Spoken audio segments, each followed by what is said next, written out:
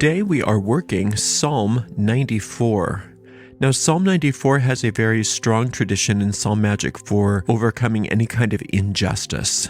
And it's also got an extremely common usage of reversing curses and hexes. And that's what we're going to primarily focus on today, is reversing any kind of curse. Now, if you don't feel like you're cursed, but there's some injustice in your life, that's fine. You can use it for that purpose as well. The way we work psalm magic is extremely powerful and very simple. We take the psalm in question and we read it out loud all the way through once without stopping. We call this an incantation. Then we take that same psalm and we go back through it verse by verse, and we dig and search for hidden occult meanings that lie within the psalm. Those are seeds of magic. And it's through this digging and searching and applying what we find there to whatever our problem is that we brought to the psalm, that we are in a real way taking those seeds of magic and planting them deeply in the fertile grounds of our minds, where they in turn take root and they grow and they blossom forth and then bear fruit after their kind. And that is exactly what you and I are going to do together right now with Psalm 94. O Lord God, to whom vengeance belongeth, O God, to whom vengeance belongeth, show thyself. Lift up thyself, thou judge of the earth, render a reward to the proud. Lord, how long shall the wicked triumph? How long shall they utter and speak hard things? And all the workers of iniquity boast themselves. They break in pieces thy people, O Lord, and afflict thine heritage. They slay the widow and the stranger, and murder the fatherless. Yet they say, the Lord shall not see, neither shall the God of Jacob regard it. Understand, ye brutish among the people, and ye fools, when will ye be wise? He that planted the ear, shall he not hear? He that formed the eye, shall he not see? He that chastiseth the heathen, shall he not correct? He that teacheth man knowledge, shall he not know? The Lord knoweth the thoughts of man, that they are vanity.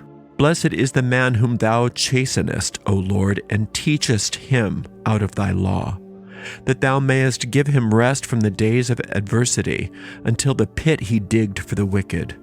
For the Lord will not cast off his people, neither will he forsake his inheritance. But judgment shall return unto righteousness, and all the upright in heart shall follow it. Who will rise up for me against the evildoers? Or who will stand up for me against the workers of iniquity? Unless the Lord had been my help, my soul had almost dwelt in silence. When I said, my foot slippeth, thy mercy, O Lord, held me up. In the multitude of my thoughts within me, thy comforts delight my soul. Shall the throne of iniquity have fellowship with thee, which frameth mischief by law? They gather themselves together against the soul of the righteous, and condemn the innocent blood. But the Lord is my defense, and my God is the rock of my refuge. And he shall bring upon them their own iniquity, and he shall cut them off in their own wickedness. Yea, the Lord our God shall cut them off. So if indeed you are feeling like you are experiencing being in a cursed state, before we take this psalm, let's really quickly describe how a curse can be effective, what needs to happen. A lot of people misunderstand curses. They think that there's some sort of magical vibration that comes in and hurts people. That's how a curse happens. That's not how a curse happens. A curse is effective in the same way that any kind of hypnotic suggestion is effective. By working whatever curse the practitioner is working, they are in effect finding a way into the deep mind of their victim and convincing their deep mind that they are cursed. Say, if their curse is to break them up with their spouse, convincing them that they are having a fight with their spouse. If they're trying to hex them with health problems, then through that magical working, they are entering into the deep mind of their victim and convincing them that they are sick or that they're dying or whatever it happens to be. That's how a curse works. A curse works by convincing the victim to curse themselves. You can't curse someone. but you can curse someone in that you can convince them to curse themselves. If your mind is strong enough, you will withstand it, and curses won't work against you. They can't. And that's what this psalm is going to do, is going to reverse all of that. So it starts out with, O Lord God, to whom vengeance belongeth. Now he's very clearly, the psalmist is talking about sphere number 5 on the tree of life. This is Samael. This is the vengeance of God. We're calling on God as an avenger here. God, to whom vengeance belongeth, show thyself. We are invoking God as an avenger. Now, how does God, all love, become an avenger? Well, because to those thought forms of a curse, they appear to be being attacked, because love and attack are so different from one another. So as love comes in and destroys the attack, much like light destroys darkness, it's not that God in themselves are coming and beating up the attacker. It's that love, by its very nature, overcomes anything that is unlike itself. From the perspective of those negative thought forms, from the perspective of any of that cursing, it seems like an attack. It seems like vengeance. Lift up thyself, thou judge of the earth, render a reward to the proud. Now, the reward to the proud is the ego. And egos are what attack one another. Souls can't attack, only egos attack. So as a victim, your ego is being attacked perhaps by this other person. But your ego and their ego need to be taught a lesson. And we're saying, lift up yourself, God, to judge the earth, meaning all of the occurrences that are going on with this attack, and render a reward to the proud. In other words, let my ego not prevail. Let the other person's ego not prevail. Only let the truth prevail. Lord, how long shall the wicked triumph? No, we know what that feels like. And it's a very important thing when you're working a psalm spell like this, is that you're honest about what you're feeling. And we know what that feels like. It feels like whether or not this is a curse or whether this is some other kind of injustice that you're coming to the psalm for, it seems as though wicked people just can get away with anything they want, and they never get any kind of recompense. They never get any kind of accountability. And those of us who just work so hard to do the right thing, all we get is problem after problem after problem. And it's okay and very important for us to put words to those feelings here. Infinite intelligence, God, if you will, can take it. Now remember that the Lord is the tetragrammaton, and that's what we're addressing here at the beginning of the psalm. And the tetragrammaton is a representation in psalm magic of the infinite principle, the infinite creative principle, of which there is only one, and there's nothing that can oppose it. So since there's nothing that can oppose it, since that principle is on our side, nothing can oppose us. So there can't be any success with curses. There can't be any success with injustices. We have to understand that. But that doesn't mean that just because we know that we automatically experience that. So we have to go through what we're feeling. And right now we're feeling very like everything in this world is unjust. How long shall they utter and speak hard things, and the workers of iniquity boast themselves? Now the workers of iniquity that boast themselves sometimes do manifest as people, very arrogant people. But ultimately, the workers of iniquity that boast themselves are thought forms within our own ego mind that are constantly at odds with us as souls and want to keep us down. And if you are definitely a victim of a curse, that's what the curse is working on trying to hook those parts of your personality to indeed keep you down. Remember, the curse doesn't have any power all by itself. The curse has power by you agreeing to it. Just like Hitler didn't have any power over people. He had no power. He was this little thing. He wasn't like, what is he going to do? Beat you up? No, but what he did have is power over their thoughts. And so those people that said, okay, well, we're going to go along with you, that was the curse. And that's the same thing as when you are cursed by another, that person has no power over you except for the power that you allow to happen. They break in pieces thy people, O Lord, and afflict thine heritage. So those thought forms that are destructive and that are being activated by this curse or this injustice, those thought forms are there to be destructive, to break in pieces the people of God. Your soul cannot be broken. Your soul cannot be attacked, but you can think it's being attacked. You can experience yourself as being attacked. When you come to a psalm like this, what you're doing is you're giving voice to those angers, giving voice to those fears, giving voice to those feelings of injustice, so that you can move beyond them and get into the truth. And once you get into the truth, then those thought forms no longer have power over you, and they stop having an effect in your life. And then you're no longer vulnerable to the curses of others. And so that's where it says, afflict thine heritage. You are God's heritage. That's who you are. You are God's heritage. You are God's extension. And you're God's beloved. But so are the people cursing you. They are God's beloved also. It's only within the realm of the ego mind, only in the realm of that attacking consciousness that all of this happens. But unfortunately for us, that's what the world is. That's what the world is. It's an effect of all of our thinking. And so we have very real experiences of being attacked or attacking or injustice or cursing and things like that. And so until we are able to get our minds up into the thinking of where our souls are, which are at one with this infinite intelligence, we will continue to have these experiences here. And that's what we're doing here in this psalm, is moving through those thought forms and into the peace of God. And slay the widow and the stranger, and murder the fatherless. So unjust. This world is so unjust, isn't it not? So, and when somebody's going to attack you, whether it be through a curse or any other means, it's always, there's no reason for it. It's always unjust.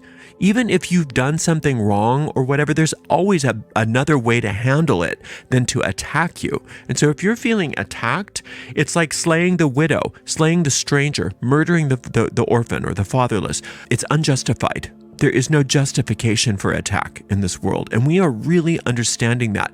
But see, then we have to recognize that that's true for us as well. If we're saying this to infinite intelligence, it's not justified that I'm being attacked, then we have to recognize then it's not justified for me to attack either. Therefore, I have to give this to the God of vengeance, not having vengeance myself. Yet they say, the Lord shall not see, neither shall the God of Jacob regard it. So that's what the people in the psalm are doing that are attacking. They're like, well, it didn't matter. God can't see me. I'm not going to have any kind of consequences for this. But see, that's what we do too. That's what we do too. That's what our own little private world that we carve out for ourselves, where we can think whatever we want to think about people. We can say whatever we want to say about people, and we can do whatever we want to do with our minds because God won't see it. God won't see it.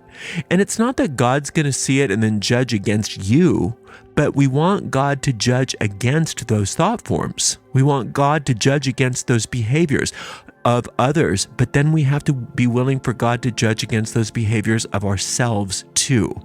We're not absolutely perfect, right? We want to believe that we are. We want to believe that since we're not as bad as those people, they're bad and we're good. That's how we set things up, and that's where our big error is. But when we're bringing injustice or cursing to a psalm like this, what we're saying is, take this away from me, protect me. And then God says, well, then you need to toe the line too. You need to start using your mind properly as well. You can't just expect it to be only for them. Fix them, but I'm going to do whatever I want to do, because there won't be any consequences for me either. Understand ye brutish among the people, and ye fools, when will ye be wise? Now the psalmist is moving away from talking to infinite intelligence and now is teaching the thought forms of their own mind, right? So we're saying, understand ye brutish among the people. The people are your thoughts, and ye fools. The fools are the decisions that we make that are not deciding with God. We're deciding all by ourselves. When will ye be wise? So we're asking ourselves the question, when are we going to be wise?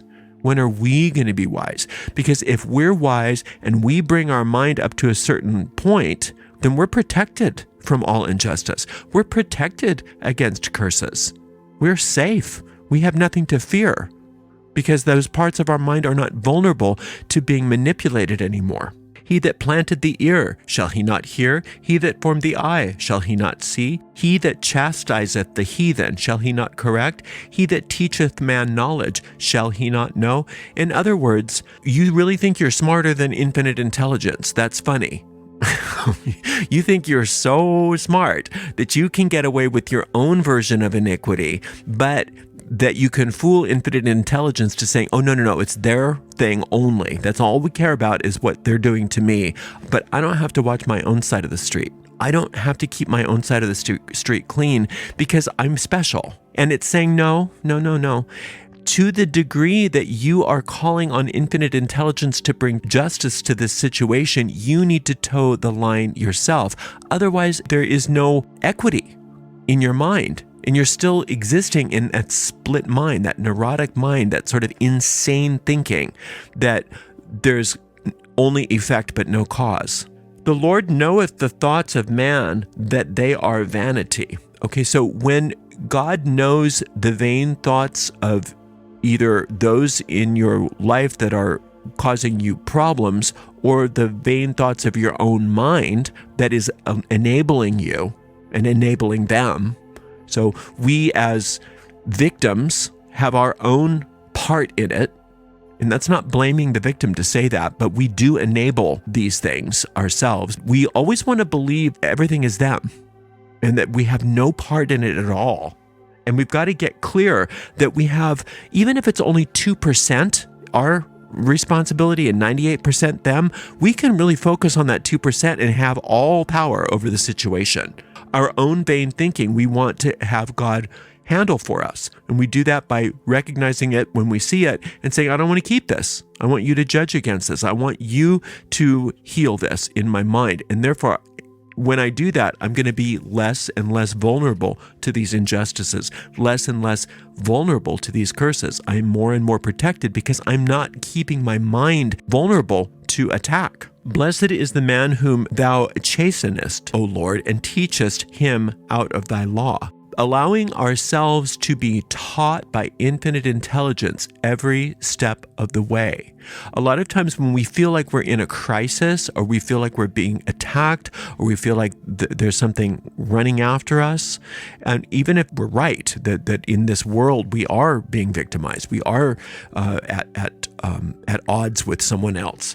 But even within that, if we are able to be taught in the moment and guided and directed in the moment, we stay safe. But usually what we do when we're panicking is we say, I'll be guided and led later. Right now, I just need to protect myself. I need to do whatever I need to do to protect myself. Then we run to magic sometimes thinking, well, maybe if I do a spell, everything will be better. But that's not really helpful. That's not really helpful because in order for magic to be effective, that has to put us in touch with the part of our mind that is powerful. And the part of our mind that is powerful is not the part of our mind that is running around in circles. The part of our mind that is powerful is the part of our mind that is at peace, that is quiet and is open and receptive and willing to be taught in the moment. Go here, go there, do this, don't do that. That's the powerful mind. That's where magic blossoms. Thou that mayest give him rest from the days of adversity until the pit be digged for the wicked. So the pit that's digged for the wicked is that native nothingness out of which everything that is not real came. All wicked in this psalm is describing that which does not exist. That which does not exist. The curse does not exist except for in the realm of this nightmare. And that's the whole idea of a curse, is to create a nightmare scenario for you that you believe is actually happening.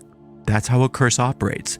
And it can operate even down to the killing of your body. A curse can be that powerful where you die, or that you suffer, or that you get a divorce, or that you lose your fortune, or all kinds of horrible things can happen because of a curse. So curses can have real effect in the realm of this world, but we have to recognize that this world itself is an illusion. And once we understand that, then we understand that the wicked comes out of nothing. Curses come out of nothing, and they are ultimately nothing. So if we can allow our minds to be lifted into the realization of that and allow ourselves to be guided and led by infinite intelligence rather than the reactive minds of our egos, then we are not vulnerable to these kinds of things. And we are protected. And when we're protected from a curse, what happens? It always has to rebound back because an idea doesn't leave its source. So when somebody's throwing a curse at you and you pull yourself away from it and you don't allow it to have a home, what does it do? It goes right back to the sender because that's where it came from. For the Lord will not cast off his people, neither will he forsake his inheritance. You are God's inheritance. You are God's inheritance. That means that you are an extension of God. You are God's beloved child. God will not ever permit you to be in a hexed condition, but you've been given free will. And so has everybody else in this world. And so on some level, if you decide to be hexed rather than allow God to take care of the hex for you, that's your choice. Now, again, we're not saying that the hex isn't real. We're not saying that you're not going through all of this. We're not saying that at all. But on another level, if your mind is able to be lifted up into the truth of who you are as a soul, and you let God take care of it instead of trying to take care of it yourself, then you won't be in a cursed condition. You can't be, because the truth of who you are is never cursed. God's not going to forsake you. God's not going to cast you off, but God will wait patiently for you to ask for help. God's not going to come in and intervene without your permission. But judgment shall return unto righteousness, and all the upright in heart shall follow it. And that's exactly what we want. We want judgment, the God judgment of the infinite, to return unto righteousness, to bring us back to righteousness. What is righteousness? It's just who we actually are. Our souls are righteous. We were created righteous. You just get rid of this idea that you need to perfect yourself, that you need to get better. You don't. You're already perfect. What needs to get better is how we perceive ourselves. Because that ego mind it works full time trying to convince you that you're everything but perfect, that you need so much work, that you're so vulnerable, that you're so easily victimized, that everybody's out to get you, all of that stuff. We need to lift all of that up into the truth of who we are as souls, and that is righteousness, and then allow God to lift us back up into the remembrance of who we are. And when we do that, when we are acting as souls and not egos, none of this can happen. None of this happens. We are sort of like lifted up off the battleground, and the battle's happening beneath us in that dream. We're no longer in the dream. Who will rise up for me against the evildoers, or who will stand up for me against the workers of iniquity? Such a great question. Nobody, except for infinite intelligence. You can't take care of it yourself. Other people can't take care of this for you. I don't care how many thousands of dollars you spend on some witch trying to reverse the hex for you. It's not going to work. It's not going to work. The only thing that's going to work is infinite intelligence working on your behalf. So you have to make that decision yourself, that you're going to allow infinite intelligence's thoughts to govern your life and not the thoughts of this curse or this injustice or wherever it happens to be manifesting. Unless the Lord had been my help, my soul had almost dwelt in silence. Now, this is not the kind of silence of your soul that where you're at peace. Dwelling in silence means dwelling in death in this case. Unless the Lord had been my help, my soul had almost died, is what it's saying. Now, your soul can't die, but you sure can feel like it. It sure can feel like it when you are so mired in it. This world can be the most disgusting, tragic, violent, dark, evil place. It's not a place of kindness, but this world is not the world God made for you. This is not. This is the world that we've made for ourselves. This is what we call an overlay or an illusion or a nightmare. And so the Lord helps you by reminding you of who you are, reminding you of where you really live, reminding you that you're not a body, you're a soul, reminding you that you're not an ego, you're a soul, reminding you that you live in paradise, not in hell. And that's what's going on right now. Infinite intelligence is lifting up your mind above where this curse can happen, above where this injustice can happen. And then you're finding peace rather than death. When I said, my foot slippeth, thy mercy, O Lord, held me up. Now, this psalm very artfully balances sphere number 5 and sphere number 4. So not only is there the God of vengeance here, but there's also the God of mercy here. So when my foot slippeth, thy mercy, O Lord, held me up. And God holds everybody up. God also holds the people up that are being unjust to you. Because their souls aren't being unjust. Only their egos are being unjust. And so God also has mercy for them as well. But God will not tolerate this injustice if you will ask for God's help. If you ask for God to take over for you, or infinite intelligence to take over for you, then that injustice cannot be tolerated, will not be tolerated. And it can seem in the world of form as though God is attacking these people. But that's not what in effect is happening. What's happening is everything's being corrected because there is no longer injustice happening. And so evil tends to destroy itself. And so it can look like they're getting their just desserts. But in reality, on another level, their souls also are being saved from their own bad behavior. It's just that you're not going to necessarily see that. It's just going to look like they're getting what they deserve. In the multitude of my thoughts within me, thy comforts delight my soul. Now, isn't that nice? No matter what's going on, if you allow yourself to be lifted up into this righteousness of your soul, then you're only comforted and delighted. All of this other stuff just stops happening. And see, that's the thing, is you don't have to worry about whether they are held accountable. You don't have to worry about any of that. That's all taken care of in its own way that has nothing to do with you. All you have to do is allow it to be released from you so that now you have comfort and delight. Shall the throne of iniquity have fellowship with thee, which frameth mischief by a law? So the throne of iniquity is everything that seems like it's more powerful than you in this world. These people that seem so much stronger than you, that seem like they are able to just like stamp you out under their heel, right? But they have no power. They have no power because infinite intelligence is power. And if God be for you, no one can be against you, including those people. So shall the throne of iniquity have a fellowship with thee? No. The throne of iniquity will not have a fellowship with infinite intelligence, but the throne of iniquity has nothing to do with souls that God created. It has to do with egos that God did not create, and illusions that God did not create, and wars that God did not create, and vengeance that God did not create, and hexes and curses and all kinds of injustices that God did not create. So God will not tolerate those things. But remember that that doesn't have anything to do with those souls. Those souls are so far removed from who they are and so sick in their minds that they don't know any better than to have this bad behavior. So yes, that bad behavior gets corrected, at least as far as you're concerned. It doesn't have any more effect on you. But that doesn't mean that God's condemning them to hell. They gather themselves together against the soul of the righteous. You know what that feels like. It feels like the whole world is against you. Sometimes it feels like there's powers are so far beyond your help and you can't be helped. It's just so scary. It's so evil. It's so bad. And it's so strong that you're just this little flailing nothing in the presence of these very powerful and evil forces. And that's what it feels like. And it's really good to give word to what you're feeling in regards to that. And that's what the psalm does so beautifully. And condemn the innocent blood. That's us, the innocent blood that are being condemned. That's how we feel in these situations. But the Lord is my defense. You've got to get that. Sphere number 5, when Samael, or the defense of the Lord, the venom of God, is handling it on your behalf, it knows what it's doing.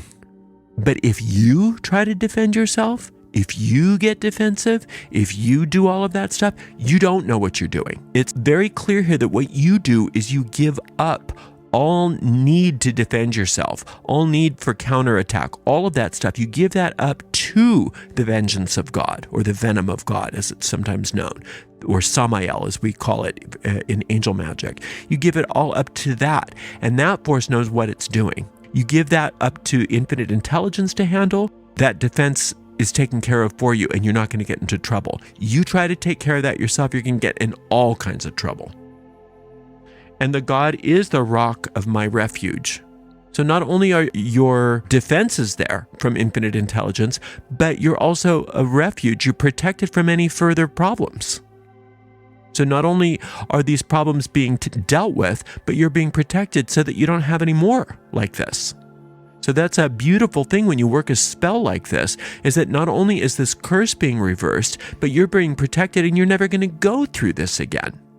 Now, if it's another kind of injustice, then that's what we're talking about instead of the curse.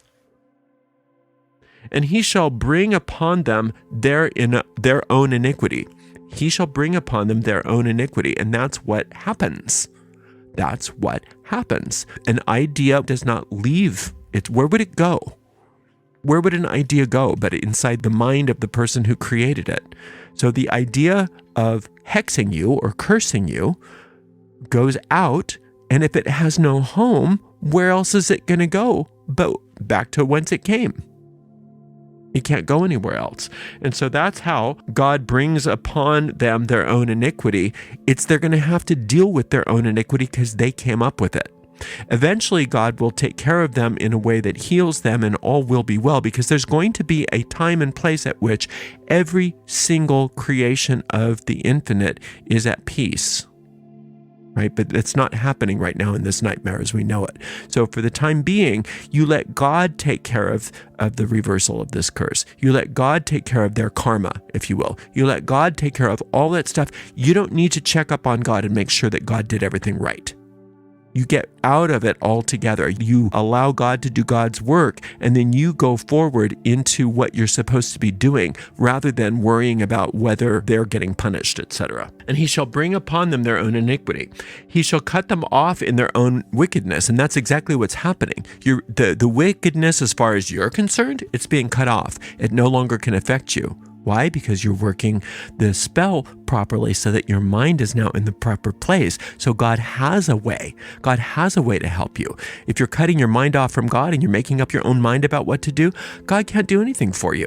God's got to wait for you because God gave you free will, right? So when you're working a spell like this, you are using your free will in a positive way in order to get the help that you need, in order to get this curse taken care of, in order to get protection from further curses or injustices, and in order to get to that peace and that place of comfort and delight.